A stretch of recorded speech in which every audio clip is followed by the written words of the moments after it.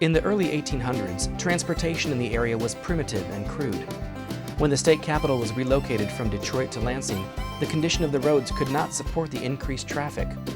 In 1849, the Tollgate House was built and served as a stopping point along the plank road from Lansing to Howell. Well, the purpose of this building is it served as a stopping place so that people could pay their tolls in order to use the wooden plank road. The wooden plank road was a huge improvement because prior to that time you'd have muddy, rutted roads that were very difficult to travel on.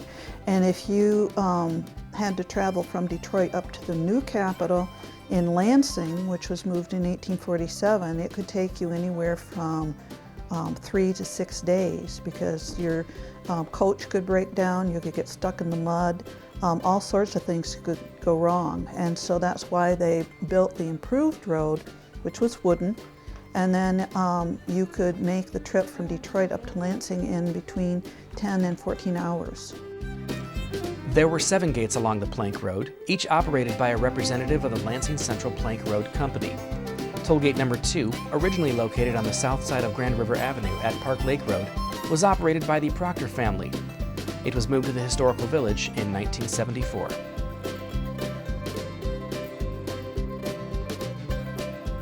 In Michigan, we were actually the state that built more plank roads than any other state in the nation. And we had at one time a huge number of tollgate houses because there would be some type of structure at each of the gates along the way where they'd have to stop and pay their toll. It was also the place where a lot of times the postal carrier would drop the mail off to. So it became important to have a structure at each of those toll gates. Now, having said that, there are almost no tollgate houses left in the state of Michigan. Over the course of the years, they deteriorated, they were torn down, and so on. This is one of only 2 that we are aware of in the state.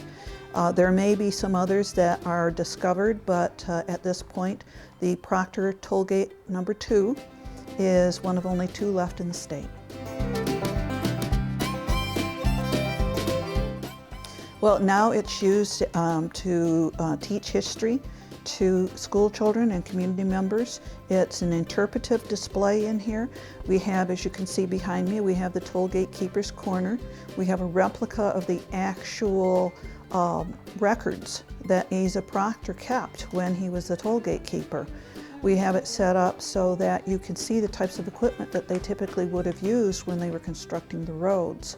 And we also have a display of a miniature display of an old plank road and a tollgate house and other informative pieces displayed on the wall.